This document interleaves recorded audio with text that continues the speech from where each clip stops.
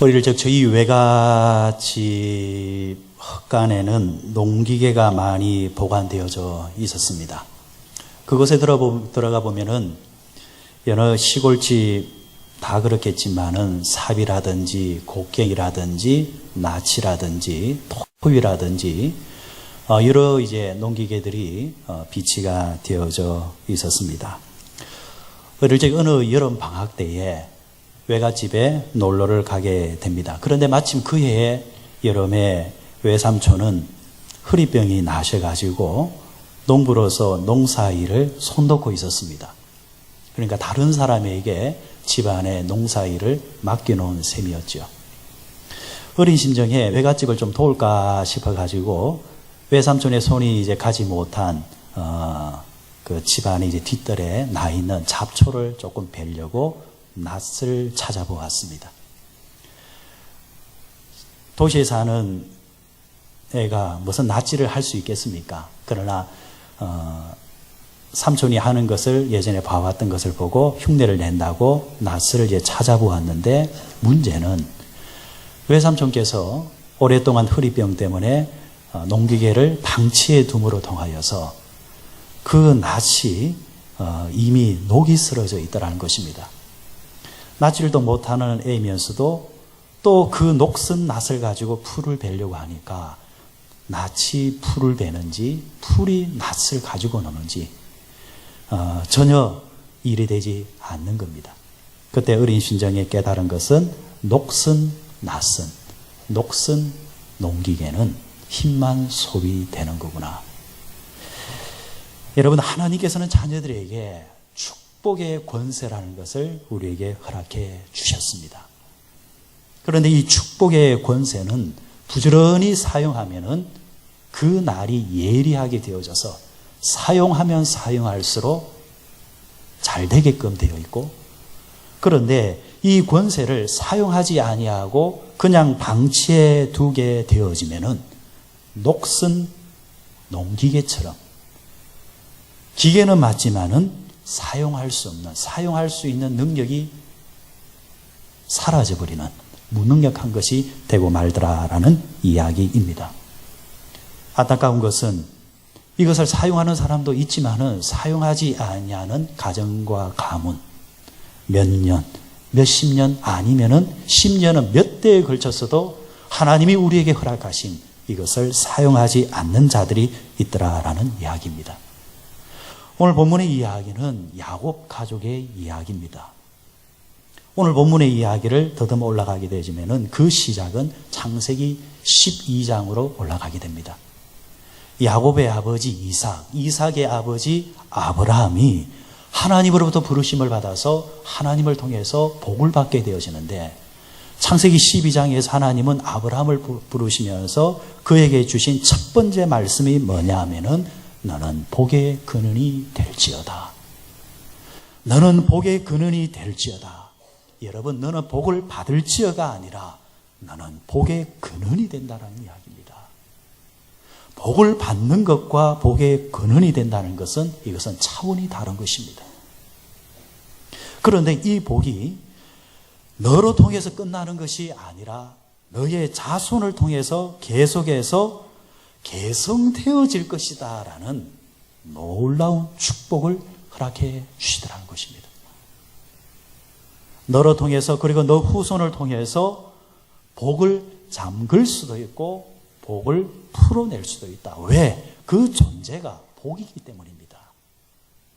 그래서 너를 저주하는 자에게는 네가 복을 잠궈버리고, 너를 축복하는 자에게는 네가 복을 풀어서 나누어주는 그런 자가 될 것이다. 이렇게 말씀해 주신 것입니다. 신약에 와서는 예수님은 동일한 복을 교회 공동체에 허락해 주셨습니다. 마태복음 16장에 보면은 베드로의 고백을 들으신 예수님께서는 베드로에게 너 반석 위에, 네 신앙 위에 내가 내 교회를 세우게 될 건데, 이 교회에는 특별한 권세를 주는데 천국의 열쇠를 쥐어주겠다. 그래서 이 천국의 열쇠를 쥐고 땅에서 열면은 하늘에서도 열릴 것이요, 땅에서 잠그면은 하늘에서도 잠기게 될 것이다. 이게 하나님께서 예수님을 통해서 교회에 허락하신 놀라운 권세입니다. 그럼 교회는 뭡니까? 예수 그리스도를 구주로 고백하는 자들의 부름이 바로 교회지 않습니까? 한 사람이 하나님께 간구하는 것도 위대한 능력이 있지만은 교회라는 공동체가 함께 모여서 간구하고 복을 빌 때는 그 복은 엄청난 복이 되어진다라는 말씀입니다. 이 신비한 복이, 이 신비한 능력이 바로 오늘 공동체 안에 있다라는 이야기입니다. 사랑하는 여러분, 교회 공동체에 모여서 예배 드릴 때마다 하나님께서 이미 약속하신 이 복의 권세를 사용하고 이것을 누리고 나누어 주면서 살아가시는 여러분 되시기를 주의 이름으로 축원드립니다. 성경에 보면은 복으로 번역되어졌던 히브리어 단어 베레카, 영어로 말하면 블레싱이라는 단어지요.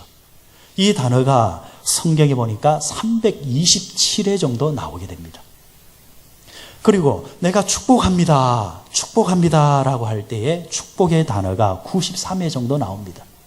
그래서 성경에서 복에 대한 단어가 도합 420회가 넘을 정도로 많이 등장을 합니다. 그래서 눈여겨볼 것은 성경에서 가장 많은 단어가 뭐냐 하니까 특정 단어는 사랑입니다. 사랑 다음에 가장 많이 나오는 단어가 뭐냐 하니까 복입니다. 그러므로 교회 공동체는 어떤 공동체냐? 하나님의 사랑을 받는 공동체요, 하나님의 사랑의 구체적인 은혜인 복을 받는 공동체라는 이야기입니다. 그래서 우리는 교회에 올 때마다 이 하나님의 복을 받아야 합니다. 그리고 이 복을 받아서 나누어 주는 자가 되어야 된다는 이야기입니다. 아브라함이 하나님을 만났을 때에 그 자체가 복이 되었던 것처럼 우리가 교회 공동체에 옴으로 통해서 우리 자체가 복이 되어져서 여러분들이 돌아가는 가정에서 복을 나눠주는 자가 되어져야 되고 여러분의 가문의 후손들에게 복을 나누어주는 선조가 되어져야 되는 것이고 여러분이 더불어 살아가는 이웃들에게 복을 나누어주는 귀한 사람이 되라는 이야기입니다. 그런데 이것을 사용하지 않으면 어떻게 되느냐? 녹이 선다라는 이야기입니다. 녹이 써버리면 사용하려고 그 복을 들 때에 그것이 잘 적용이 되지 않더라는 이야기입니다. 그래서 우리는 평상시에 부지런히 사용해야 됩니다. 기도로 간구로 복을 구해야 되고 그리고 입으로 자꾸 복을 선포해야 되어지고 그리고 마음으로 입으로 몸으로 삶으로 하나님 내게 복을 주옵소서 그리고 복을 받을지어다 이렇게 선포할 때에 그 복이 예리하게 되어져서 날성금이 되어져서 사용되는 곳곳마다 저주가 끊어져 나가고 안 되는 것이 되어져 가기 시작하고 넘어졌던 것이 일어서기 시작하고 죽었던 것이 살아나는 역사가 나타난다는 이야기입니다. 성경에서 믿음의 자음으로 알려진 곳은 히브리서 11장입니다. 믿음의 전당, 그러니까 믿음의 전당에 들어갔던 여러 인물들이 나오는데 그 인물들 가운데 가문 속에 대표적인 가문이 누구냐? 아브라함의 가문입니다. 그래서 성경은 믿음의 사람들이 하나님이 주신 복을 누리면서 어떻게 살아갔느냐라는 것을 잘 보여주는데 특징이 하나 있는데 그것은 믿음의 복이 그리고 이 복이 어떻게 개성되어져 갔는가 그리고 이 개성되어져 가는 것을 그 믿음의 선조들이 어떤 가치로 여겼던가를 잘 보여주는 것이 히브리서 11장입니다. 그래서 이 복의 원리를 가만히 보면은 아비가 복을 받게 되어지면은 그 아비는 뭐가 되느냐? 복의 근원이 됩니다.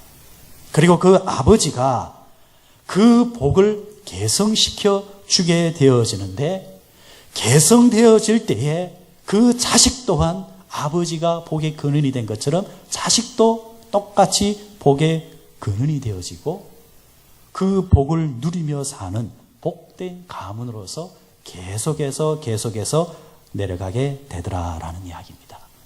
히브리서 11장 9절입니다.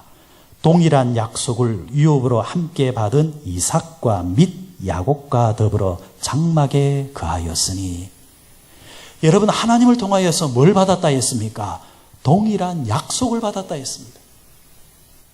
아버지가 하나님을 통해서 이 약속을 받으니까 그 자식 이삭도, 그 자식 야곱도 아브라함이 받았던 그 약속을 동일하게 받더라는 이야기입니다.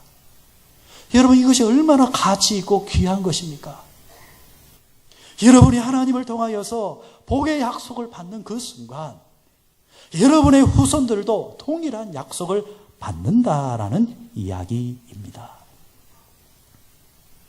그래서 우리는 이 복을 자식들에게 계승해 주어야 하는데, 계승하는 그 원리가 뭐냐, 방법이 뭐냐, 성경은 이렇게 말합니다.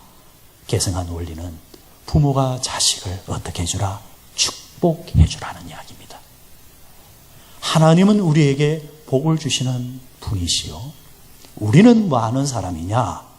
그 복을 전해주는, 복을 빌어주는 그런 자라는 이야기입니다. 히브리서 11장 20절 21절에 이렇게 말합니다. 믿음으로 이삭은 장차 있을 일에 대하여 야곱과 에서에게 축복하였으며, 믿음으로 야곱은 죽을 때에 요셉의 각 아들에게 축복하고, 자기가 받은 하나님의 복, 자기가 받은 하나님의 비전을 자식들을 불러놓고 손을 얹어서 너희들에게도 이와 같은 복이 내려가기를 원한다, 이렇게 축복해 주었다라는 이야기입니다. 여러분, 축복은 뭡니까? 말 그대로 복을 빌어주는 겁니다. 내가 자식을 축복한다는 것은 하나님이요, 내 자식에게 복을 주옵소서. 히브리 사고에서 복을 빌어준다는 것은 그 사람의 단점은 무시하는 겁니다. 내가 내 아들을 축복한다고 한다면은 히브리 사고는 이겁니다. 하나님, 내 자식의 허물을 보지 마시옵소서. 하나님, 내 자식의 단점을 보지 마시옵소서. 하나님, 내 자식의 장점만 보시옵소서. 하나님, 그 장점을 보시고 하나님이여 복을 주시옵소서. 하나님, 내가 보더라도 내 자식은 부족합니다. 내가 보더라도 믿음이 연약합니다. 하지만 하나님이여 나를 보시옵소서. 하나님이여 내 믿음을 보시옵소서. 내 믿음을 보시고 내 자식에게 복을 주시옵소서. 이게 히브리 사고의 복을 비는 모습입니다. 사랑 여러분, 그렇습니다. 냉정한 눈으로 보면은, 관찰하면은 분명 자식들에게 단점들이 많이 보입니다. 그러나 여러분, 누가 뭐래도 부모는 자식 편입니다. 부모는 자식을 위해서 존재합니다. 부모는 자식의 허물을 감추어 줍니다. 그리고 하나님 앞에 내 자식을 자랑합니다. 그리고 하나님 축복해 주옵소서. 그래야 할 때에 하나님은 그 복을 자식에게 계승해 준다라는 이야기입니다. 그러니까 하나님께서는 그 자식의 장점을 본과 동시에 그 자식을 위해서 애원하는 그 부모의 정성을 보시고 하나님은 이유 없이 그 자식에게 복을 내려주신다는 것입니다. 이게 성경의 원리입니다. 미국 사람들이 가장 존경한다는 아브라함 링컨이 훗날 기자들이 몰려와서 이렇게 물었다고 합니다. 당신을 오늘의 링컨으로 만든 힘이 뭡니까? 링컨은 이렇게 대답합니다. 오늘의 나를 만든 것은 내 어머니의 축복의 기도입니다. 어머니의 손은 내가 잠자리에 들 때나 내가 아침에 일어날 때나 언제나 내 머리 위에 얹어져 있었습니다. 어머니의 기도는 나를 격려하는 축복의 말씀이었습니다.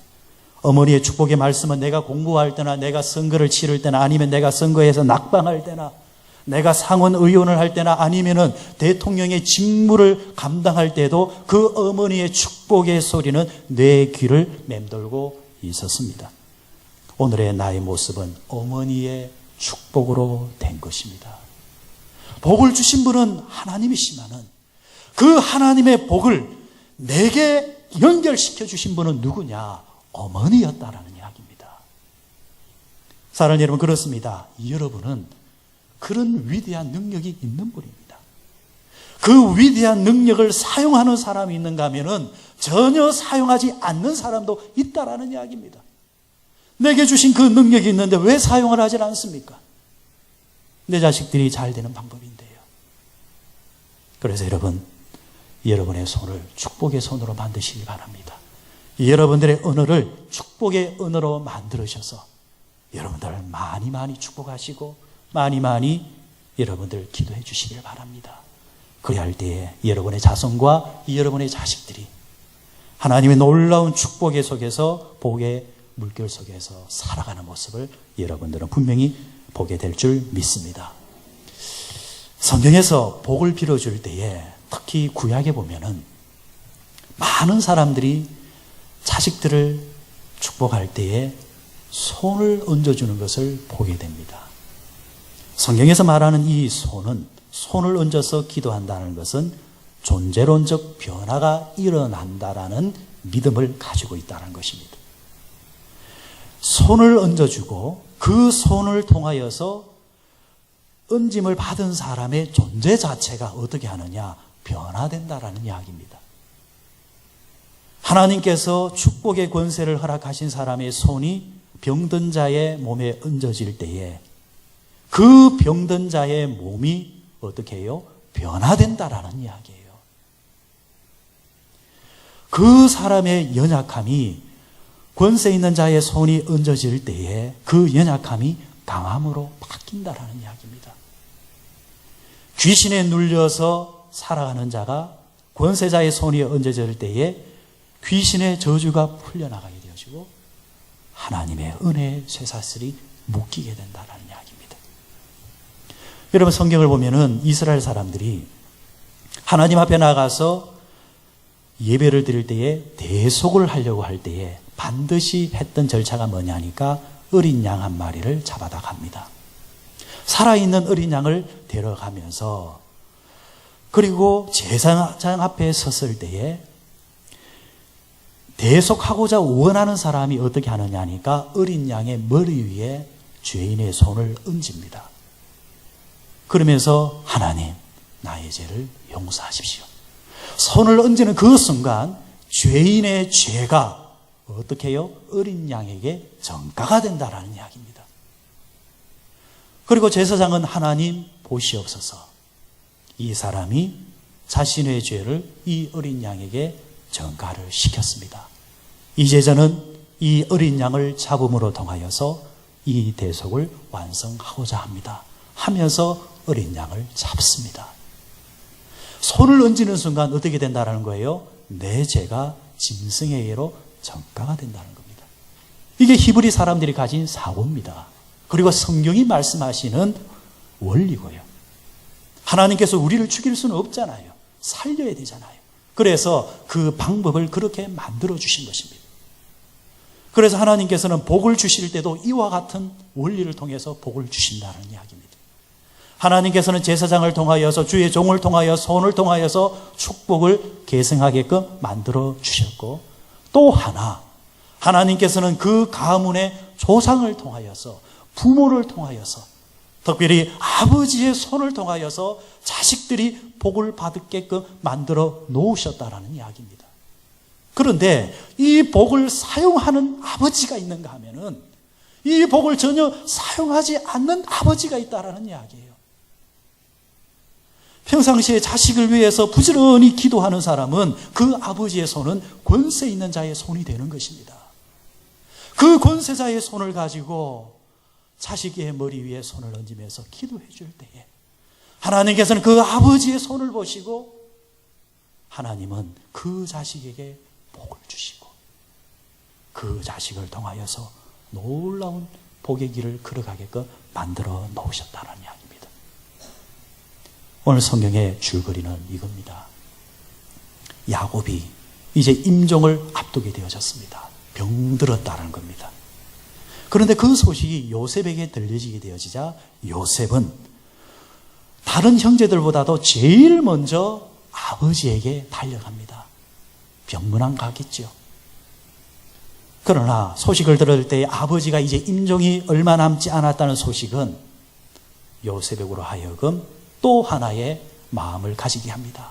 아버지가 이제 임종을 하게 되어지면 아버지로 통해서 얻어지는 복을 내가 받아야 되지 않느냐, 다른 형제들보다도 내가 더 많이 받아야 되지 않겠느냐라는 열심을 가지고 아버지께 달려갑니다. 오늘 본문에 보니까 아버지가 병들었다는 소식을 듣고 그가 곧 달려갔다 했습니다. 듣자마자 달려갔는데 혼자 달려간 것이 아니라 두 아들의 손을 잡고 가는 겁니다. 두 아들의 손을 잡고 빨리 할아버지에게 가자, 빨리 가자 하며 가서 누워있는 아버지를 통해서 자신의 자식들이 어떻게 해요? 손을 얹고 복을 받게끔 하고 있더라라는 이야기입니다. 뭘 말합니까? 요셉은 알고 있었습니다. 자신의 아버지의 그 손이 앞으로 자기와 그리고 두 자녀에게 어떠한 영향을 미칠 것인지, 그래서 스스럼없이 자신의 두 아들을 아버지 손 밑으로 집어넣게끔 만들고 아버지로 통해서 자신의 두 아들이 복을 받게끔 하고 있더라라는 이야기입니다. 자, 그러면은 이 요셉은 이 원리를 어떻게 깨달았을까요? 여러분, 성경에 보면은 옛날로 되돌아가면 요셉은 형들의 미움을 받아서 17세에 애굽으로 팔려가게 되어지죠. 우리가 한 번씩 들어봤던 이야기지 않습니까? 그런데 요셉이 그때 팔려갈 때에 17세였는데 그때 야곱의 나이가 얼마냐 하니까 108세입니다. 그리고 그 할아버지 이삭의 나이가 얼마냐 하니까 168세입니다. 이삭은 180세에 임종을 하게 됩니다. 그러니까 요셉이 팔려갈 17세 이후에도 12년을 더 살다가 하나님의 부름을 받았다는 이야기예요. 자, 그러면 우리는 쉽게 생각할 수 있는 것은 요셉은 어릴 때에 누구 밑에서 자랐겠습니까? 아버지를 통해서, 아니면 그 위에 할아버지 이삭을 통해서 자라났다라는 이야기예요. 12아들 가운데서 11번째가 요셉이잖아요. 그러니까 할아버지의 무릎 위에서 옛날 이야기를 들으면서 자랐겠지요. 그때에 할아버지는 이 손자에게 어떤 이야기를 해줬겠습니까? 이삭의 아버지 아브라함의 이야기를 해줬겠죠. 그리고 자신의 이야기도 해줬겠죠. 그리고 네 아버지 야곱이 어떻게 살았는가도 이야기했겠죠. 네 아버지는 복을 받기 위해서 할아버지 나를 속이다가 형한테 미움을 받아 쫓겨나기도 했었단다. 달려가죠. 아버지 할아버지한테 이야기 들으니까 아버지 그랬다며. 아버지 왜 그랬어? 복을 받고 싶어서. 그러면서 이 아이는 어릴 때부터 뭐예요? 아버지를 통해서, 할아버지를 통해서, 선조를 통해서 축복을 받는다는 것이 얼마나 귀한 일이고 가치 있는 일이고, 또 그렇게 했을 때에 그렇게 되었다라는 것을 보면서 자랐단 말이에요. 그래서 이제 그것이 자기에게 주어지게 되어지자 지체 없이 뭐예요? 보고 듣고 배우며 자란 그것을 이제 자기가 적용하면서 두 자식에게 복을 빌어 주는 것입니다. 아버지, 내 아들 므낫세와 에브라임을 축복해 주시옵소서. 아버지께서 12아들을 축복하신 것처럼, 할아버지께서 야곱과 에서를 축복하신 것처럼, 아버지여, 내 두 아들도 마음껏 축복해 주옵소서. 이렇게 복을 빌고 있더라라는 이야기입니다. 그런데 여러분, 이것이 얼마나 귀한 축복이 되었는지 이제 성경은 그것을 증명하고 있습니다. 여러분들, 이스라엘은 12지파로 형성된 나라지요. 12지파 가운데 이름이 다 뭡니까? 야곱의 12아들입니다. 르우벤을 시작해서 시몬, 레위, 유다, 이런 식으로 12아들이 12지파를 만들어서 시조가 되어서 나라가 형성된 겁니다. 가문으로 따지면 얼마나 명예스러운 겁니까? 우리나라를 치면 최씨, 김씨, 정씨, 이런 식으로 12씨가 나라가 형성되는 것처럼. 그런데 눈여겨볼 것은 12지파 가운데서 요셉 지파는 빠집니다. 분명히 요셉은 12아들 가운데 하나이면서도 하나님은 요셉은 빼버립니다. 그리고 레위 지파도 빼버립니다. 레위 지파는 제사장 지파이기 때문에 어디에 속해 있지 말고 12지파에 흩어져서 그들을 축복하며 그들을 위해서 복을 비는 자가 되라 하면서 정착하지 말기를 원하시면서 지파에서 빼버립니다. 그러면 10지파만 남았잖아요. 그러면 2지파를 어떻게 채우는 걸까요? 요셉의 아들 누굽니까? 므낫세와 에브라임. 사실은 그 윗대 반열에 올라갈 수 없는 자들인데 누구를 통해서 복을 받았습니까? 야곱을 통해서 복을 받았잖아요. 야곱이 12아들을 축복하는 것처럼 이 2 손자를 축복해 줄 때에 비어있는 그 2 자리가 손자가 그 아버지 반열에 올라와서 시조가 되더라는 이야기입니다. 이 얼마나 놀라운 축복입니까? 요셉이 자기 2 아들을 할아버지를 통해서 복을 받게끔 만드니까 2 아들이 그 집안이 뭐예요? 다른 집안에 두목을 가져가게 되더라. 두목을 가져가는 것은 여러분 성경에서 장자를 말하는 겁니다. 요셉은 막둥이잖아요. 12아들 가운데 11번째 막둥이잖아요. 장자가 시퍼렇게 눈을 뜨고 있음에도 불구하고 하나님께서는 요셉 지파를 축복하셔서 다른 지파는 하나를 가져갈 때에 이 집안은 2개를 가져가게끔 만들더라라는 이야기입니다. 여러분 결국은 성경은 침노하는 자의 것입니다. 여러분들이 사모하는 만큼 하나님이 부어주실 것입니다. 하나님께서 그것을 가치 있게 여기는 집안에게 하나님은 그 자손을 잘 되게끔 해 주실 것입니다. 그래서 여러분들 이번 명절 때에 여러분의 자식과 자손들을 많이 축복해 주십시오. 여러분들의 손자들이 모여올 때에 용돈만 좀 나눠주지 마시고요. 그 손자들을 딱 무릎 위에 얹어놓고 여러분 그 손자의 머리를 쓰다듬으면서 하나님 이 자식을 축복해 주옵소서. 에브라임을 축복하신 것처럼 므낫세를 축복하신 것처럼 나의 손자들도 하나님 축복해 주옵소서. 하나님께서 여러분들의 간구를 들으시고 여러분 손자가 이 시대에 시조가 되는 것 마냥 높은 반열에 올랐을 수 있도록 하나님께서 반드시 역사해 주실 줄 믿습니다. 그래서 결론의 말씀은 부모의 인생의 절정은 어디냐? 자식을 축복하는 데 있다라는 이야기입니다. 여러분 믿음의 장 히브리서 11장에 보면 아브라함 이야기도 나오죠. 이삭의 이야기도 나오죠. 그리고 야곱의 이야기도 나오는데요. 눈여겨볼 것은요. 우리가 사람으로 개인적으로 세상에서 사람의 인생의 절정은 어디냐 이렇게 물으면은 한 시대를 풍미했던 최고의 절정에 올랐던 그 시기, 그러니까 내가 땅을 많이 가졌다든지 아니면 고위공직자가 되었다든지 아니면은 인류대를 갔다든지 뭔가 그런 장면들을 생각을 하지 않습니까? 여러분들이 이삭에 있어서 인생의 절정기가 언제입니까? 그런 이런 말을 할 수 있을 겁니다.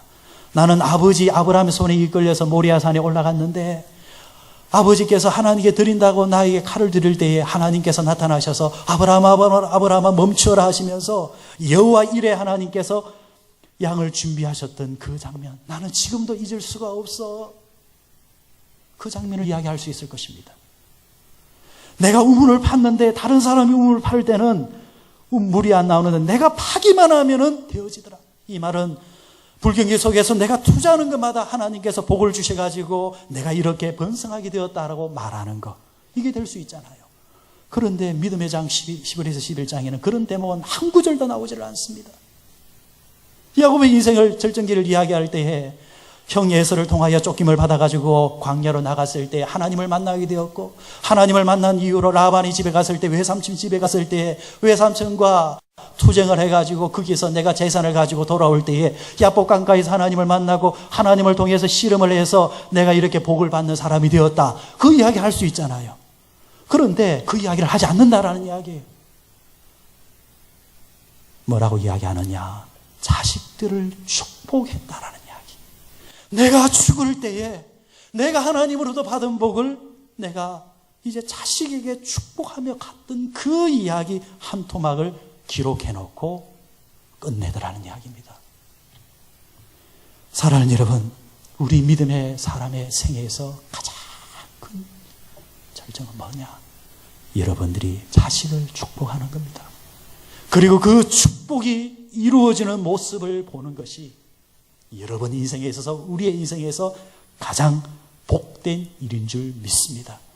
내가 성공하는 것보다도 내 밑대가 더 번성해서 사는 모습, 이게 우리 부모의 행복이지 않습니까? 그렇게 하려고 한다면 어떻게 된다고요?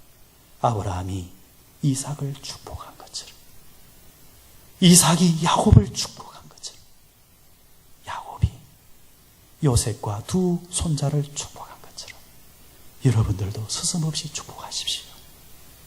어리면 어릴수록 좋습니다. 저는 새벽 기도를 마치면은 집에 올라가면은 먼저 아들 방의 문을 열어봅니다. 피곤할 때는 멀리서 축복한다 이렇게 하지만 가급적이면은 그 아이의 몸을 한번 쓰다듬었습니다. 하나님 복을 주시옵소서. 다른 말 필요 없잖아요. 하나님 복 글자 한 글자면은 모든 것이 끝나는 거지 않습니까? 하나님 복을 주옵소서. 하나님이 복을 주신다는데 누가 뭘 하겠습니까? 하나님이 복을 주신다는데 어느 누가 세상이 상대할 수 있겠습니까? 복을 주는 사람은 하나님이 함께 하시는 사람이기 때문에 천하 만민이 애워산다 할지라도 감당할 수 없는 줄 믿습니다. 여러분들 모일 때마다 여러분들의 자신과 자식들에게 복을 주십시오. 그리고 자식 여러분들, 믿음의 아버지와 어머니를 귀하게 여기시고 그분들을 통해서 복을 받는 것을 기뻐하십시오. 그래서 이번 명절은 부모는 자식을 복을 빌어주고 자식은 그 아버지와 어머니의 손길을 귀히 여기고, 그래서 이 명절이 그냥 명절이 아니라 복이 넘쳐나는 그런 복된 은혜가 있으시길 바랍니다. 말씀을 맺습니다. 2014년도 브라질 월드컵 우승골은요, 독일의 마리오 괴치라는 선수의 목이었다고 합니다. 월드컵이 끝난 뒤에 여러 이제 이야기들이 회자될 때에 이 장면을 크게 다루고 있는데, 마리오 괴치라는 이 선수는 22살의 어린 선수입니다. 독일이 마지막 결승골을 터져야만 이제 우승을 할 수 있는데, 후반 마지막 부분에 그 당시 클로제라는 독일의 가장 유명한, 월드컵에서 최다골을 기록한 유명한 선수를 아웃을 시켜버리고 이 초년병 22살 청년을 집어넣습니다. 그때에 감독은 그 22살짜리를 불러다가 손을 딱 잡고 귓속말로 이런 이야기를 해 주었다고 합니다. 나는 네가 메시보다도 더 훌륭한 선수라는 것을, 위대한 선수라는 것을 전 세계에 보여줄 줄 믿는다. 나는 분명히 믿는다. 나는 결승골의 주인공이 될 것이다. 그런데 여러분, 그 말대로 됐다라는 이야기예요. 이게 축복의 권세입니다. 내가 누군가를 축복할 때에, 내가 누군가를 통해서 축복을 받을 때에 나는 연약하지만은 그 복이 권세가 되어져서 위대한 일을 해낼 수 있다라는 이야기입니다. 세상에서 가장 사랑하는 자손을 이렇게 축복한다고 한다면, 세상에서 가장 사랑해주는 조상을 통해서 내가 축복을 받는다고 한다면, 여러분, 세상에 깜짝 놀랄 일들이 분명히 우리에게 일어날 줄 믿습니다. 여러분, 축복해 주십시오. 나는 복의 근원이 될 거야. 나는 큰 민족이 될 거야. 사람을 낚는 어부가 될 거야. 하나님이 하는 일마다 너에게 복을 주실 거야. 네게 건강을 주실 거야. 꿈과 비전을 가져라. 마음껏 축복하셔서 올 명절이 하나님의 축복으로 말미암아 넘쳐나는 은혜가 있으시기를 주의 이름으로 축원드립니다.